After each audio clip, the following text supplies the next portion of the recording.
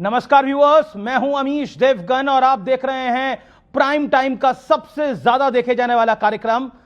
एक फिल्म आई थी धुरंधर और वो सुपरहिट हुई थी और अब एक डील आई है जिसको धुरंधर कहा जा रहा है। मेरे साथ मैन ऑफ द मूवमेंट है पीयूष गोयल साहब, वाणिज्य मंत्री। पीयूष जी, अभिनंदन आपका न्यूज 18 पर।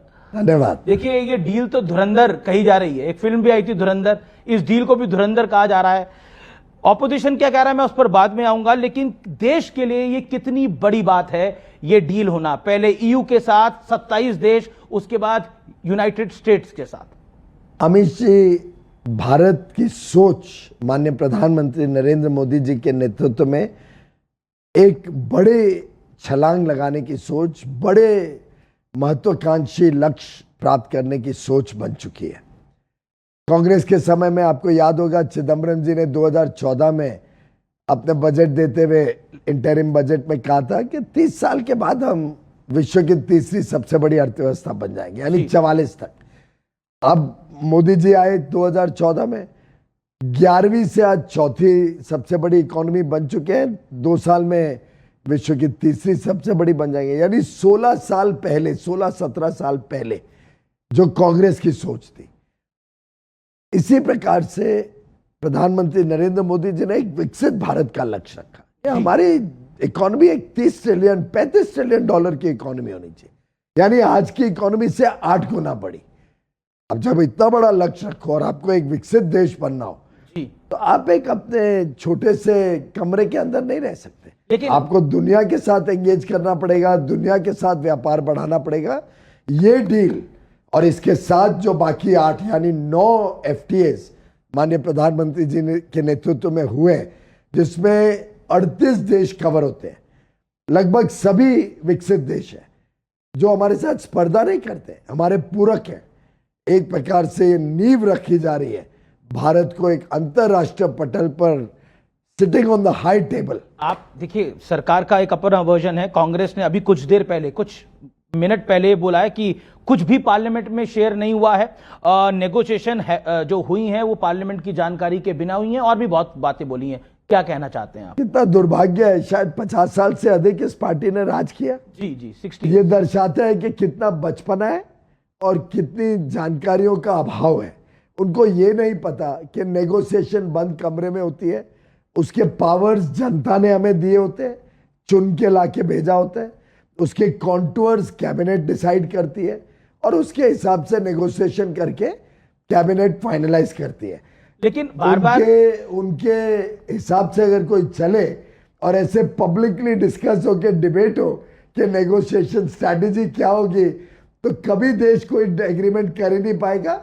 और वैसे इन्होंने अपने समय में जो एग्रीमेंट्स किए जी, उसकी जरा किसी से पूछो, सब इंडस्ट्री के लोग, सब किसान दुखी हैं। लेकिन मैं किसानों पर आऊंगा, लेकिन ऑपोजिशन का कहना है ये ओवर हाइप्ड है, ढोल ज्यादा पीट रहे हैं वाणिज्य मंत्री और प्रधानमंत्री, इसके अलावा कुछ नहीं है।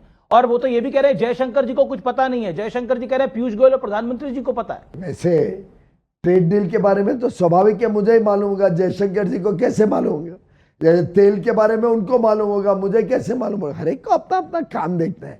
तो दुर्भाग्य है, सरकार तो पूरी सब लोग मिलकर चलाते हैं।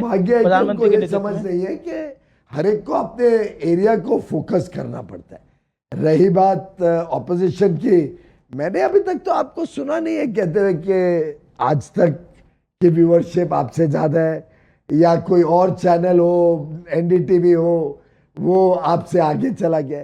ये तो हम तो खुद नंबर 1 है। Opposition we are number 1, we set the agenda. Opposition का काम है कि तो ढूंढ रहे हैं कुछ ना कुछ, दुर्भाग्य से कुछ मिल नहीं रहे। ज्यादा से ज्यादा इतना कहूंगा, देखिए किसानों को हमने पूरी तरीके से सुरक्षित रखा है जी। लाखों करोड़ों लोगों के लिए नए रोजगार के, व्यापार के, उद्योग के, उद्यमी बनने के, स्टार्टअप बनने के युवा युवतियों को, बहनों को, महिलाओं को मौका देने का काम किया है जी। मुझे लगता है शायद कांग्रेस को थोड़ी मिर्ची लग रही है। अच्छा, मिर्ची लग रही है? क्यों मिर्ची लग रही है पर कांग्रेस को? वो नहीं देखना चाहते देश आगे बढ़े, वो नहीं देखना चाहते देश स्वावलंबी बने। जयराम, वो बड़े ईर्ष्या में है कि EU के 27 देशों के साथ वो तो 2006 से 13 तक माथा पीटते रहे, एग्रीमेंट कर नहीं पाए, अबॉर्ट कर दिया। इस सरकार ने कैसे 3 साल में ही डील कर दी। नहीं, 3 साल में डील कर दी, लेकिन आपके लिए कमेंट है जयराम रमेश का। वो कहते हैं अमेरिका की ट्रेड डील का भारतीय किसानों के दृष्टिकोण से किया गया बचाव हद से ज्यादा चालाकी भरा है। आप चालाक वाणिज्य मंत्री हैं जो चालाकी से सब कुछ छुपा रहे हैं, ये जयराम रमेश का कथन है। ऐसा है, जिस दिन जयराम रमेश जी को देश हित और जनहित समझ में आ जाए, जिस दिन उनको किसानों की समस्या समझ में आ जाए, जिस दिन उनको पता चले कि देश में रोजगार की आवश्यकता है, मध्यम वर्ग की आवश्यकता है, गरीब गरीबी से निकल के आगे जाना चाहते हैं, आज के युवा युवती की बड़ी महत्वाकांक्षी भविष्य के लिए लोग काम कर रहे हैं, उस दिन देश का भी उद्धार होगा, शायद कांग्रेस पार्टी का भी कुछ भविष्य बन पाएगा। वो ये नहीं समझ पा रहे हैं कि मैंने सुबह से पूरी जानकारियां सबके समक्ष ट्रांसपेरेंटली रखी है। शायद उन्होंने मेरी इंटरव्यू नहीं देखी, कोई भी मेरा प्रेसर नहीं देखा। आपका प्रेस कॉन्फ्रेंस। अब ऐसे व्यक्ति का क्या करना जिसको कुछ समझ नहीं आता है। वो पार्लियामेंट में देख लो कुछ कर नहीं पाते, पार्लियामेंट में अनाप शनाप बयान देते हैं। तो मुझे लगता है जयराम रमेश जी के लिए तो मेरी सहानुभूति है, उससे ज्यादा क्या है। जयराम जी के लिए आपकी सहानुभूति है, लेकिन किसानों की बात कर लेते हैं। आपने अतिरिक्त उत्पादों की बात करी, उस श्रेणी का जिक्र किया, उसमें ये कौन से उत्पाद हैं, क्योंकि इसको लेकर एक कंफ्यूजन पैदा हो रहा है। ऐसा है, भारत में कई चीजें हैं जो बरसों से आयात की जाती है, इंपोर्ट की जाती है। आज भी लगभग $30 बिलियन का इंपोर्ट खाद्य के पदार्थों का है। उदाहरण के लिए सोयाबीन ऑयल ले लीजिए। सोयाबीन ऑयल भारत में कम है, कांग्रेस के जमाने से भारी मात्रा में इंपोर्ट हो रहा है। कांग्रेस 10 साल थी ना यहाँ पे, हाल में 2004 से 14 तक उनके समय भी आता था। अब सोयाबीन ऑयल भारत की आवश्यकता है कि उपभोक्ता को सस्ता मिले, पर्याप्त मिले, ये हमारी जिम्मेदारी है। तो अगर सोयाबीन ऑयल में हमने एक कोटा दिया अमेरिका को, तो देश के हित में, उपभोक्ताओं के हित में। पर आप महाराष्ट्र सोयाबीन हमने नहीं खोला है जी। पर आप महाराष्ट्र से आते हैं, महाराष्ट्र, मध्य प्रदेश, राजस्थान, लाखों सोयाबीन के किसान हैं, और डीडीजीएस जो कि डिस्टिल्ड ड्राइड ग्रेन्स की बात हो रही है, और सोयाबीन ऑयल के आयात से पूरी तरह से, क्या आपको नहीं लगता इसका इंपैक्ट पड़ेगा? ऐसा है, डीडीजीएस में भी एक कोटा दिया गया है, और डीडीजीएस बड़ा हाई न्यूट्रिशन पोल्ट्री का एनिमल फीड है। एनिमल हस्बेंड्री चाहती है कि उसको अलाउ किया जाए, जिससे हमारी पोल्ट्री इंडस्ट्री तेजी से आगे बढ़े जी। तो जितना आज एनिमल फीड देश में रिक्वायरमेंट है, पर्याप्त मात्रा में उपलब्ध नहीं है। कई बार इंपोर्ट करना पड़ा है, पहले भी कांग्रेस के समय भी इंपोर्ट करना पड़ा है। तो ये वास्तु स्थिति को देख के आकलन लगा के देश की जरूरतों का आकलन लगा के कि देश के लिए क्या फायदेमंद होगा, किसानों को नुकसान नहीं होने देना, वो ध्यान में रखते हुए।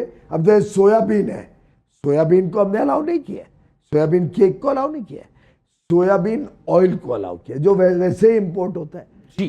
तो बड़ी सोची समझी रणनीति से कुछ चीजें खोली है जो देश के लिए आवश्यक है।